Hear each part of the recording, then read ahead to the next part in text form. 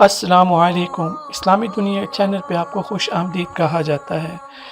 مزید اسلامی واقعات اور بیانات کے لیے ہمارے چینل کو سبسکرائب کرنا مت بھولیے اور لیٹسٹ اپڈیٹ کے لیے بیل آئیکن پر کلک کرنا مت بھولیے۔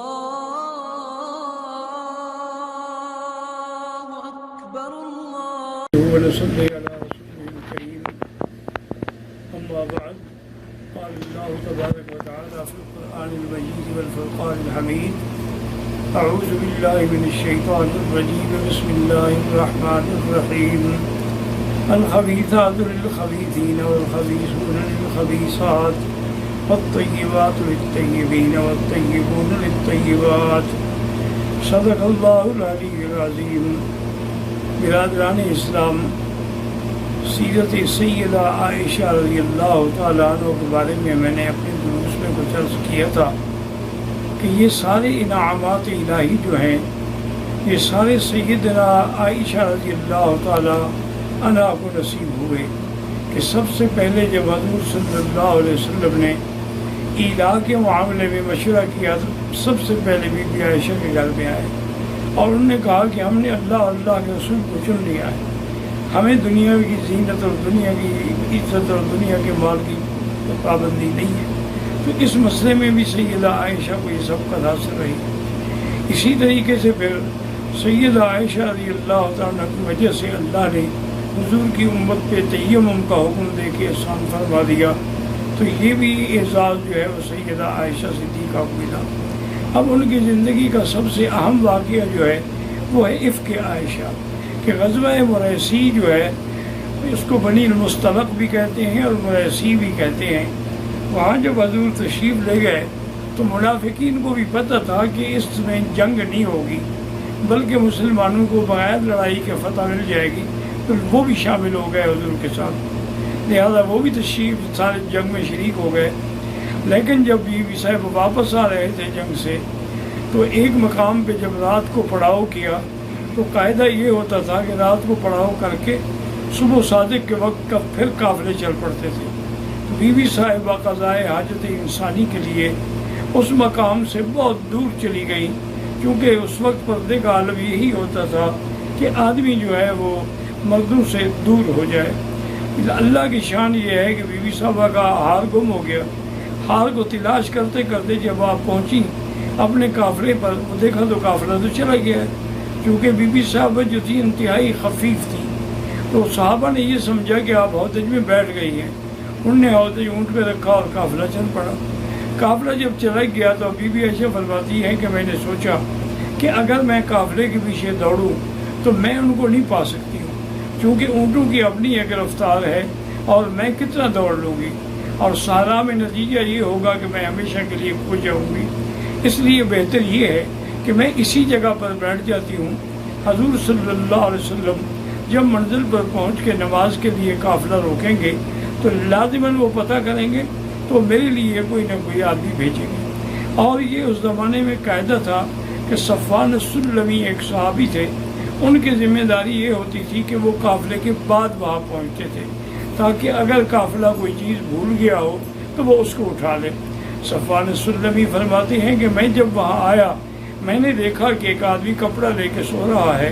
میں قریب گیا، چونکہ ابھی حجاب کا پردے کا حکم نازل نہیں ہوا تھا تو میں نے بی بی صاحبہ کو دیکھا ہوا تھا۔ جب میں قریب گیا تو میں حیران ہو گیا کہ تو بی بی عائشہ ہیں۔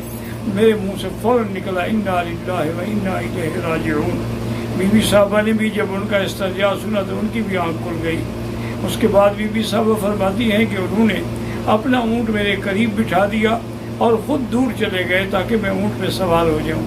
جب میں اونٹ پہ سوار ہو گئی تو مہار لے کے چل پڑے، اور بی بی فرماتی ہیں واللہ ما کلمنی، اس کے علاوہ اس نے میرے ساتھ بات ہی نہیں کی، صرف وہی کلمہ تھا جو میں نے اس کے منہ سے سنا تھا، انا للہ و انا الیہ راجعون۔ لیکن جب بی بی عائشہ کو صفوان السلمی لے کے قافلے میں پہنچا تو منافقین کو موقع مل گیا، تو عبداللہ ابن ابی نے وہیں پر یہ نعوذ باللہ تہمت لگانی شروع کر دی کہ جی ایک نوجوان عورت ہو اور ایک نوجوان آدمی ہو، سہارا ہو، دیکھنے والا بھی کوئی نہ ہو، وہ کیسے اپنی عزت بچا سکتی ہے۔ اور یہ بات پھیلتے پھیلتے صحابہ میں بھی نعوذ باللہ پھیل گئی۔ حضور پاک نے قافلے کو واپسی کے چلنے کا حکم دے دیا، اور مدینہ شریف پہنچ گئے۔ لیکن ان کے ان بار بار کی باتوں سے چند کھلے اور خالص مسلمان جو تھے جیسے مصطح ہے یا حسان ہے، وہ بھی بیچارے اس تہمت میں شریک ہو گئے۔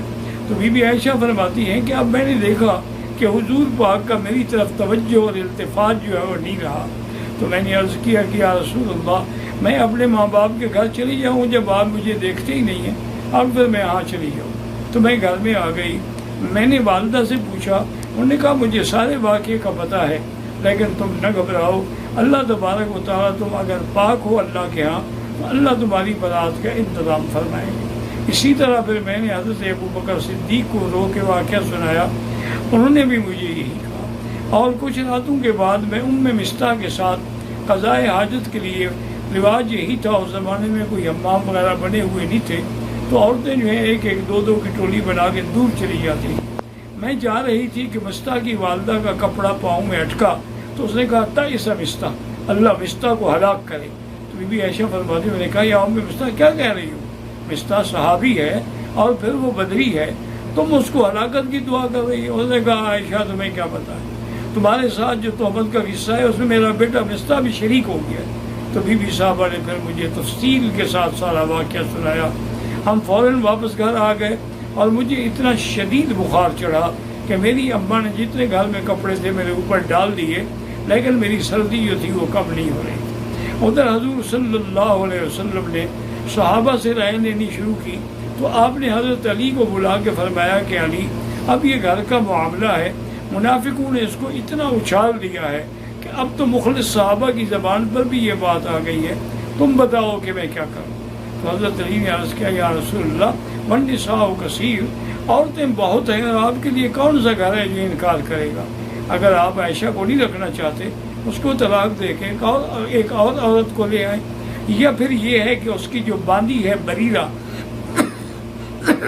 اگر اسے میرے حوالے کر دیا جائے تو میں اس سے حقیقت بلوا لوں گا۔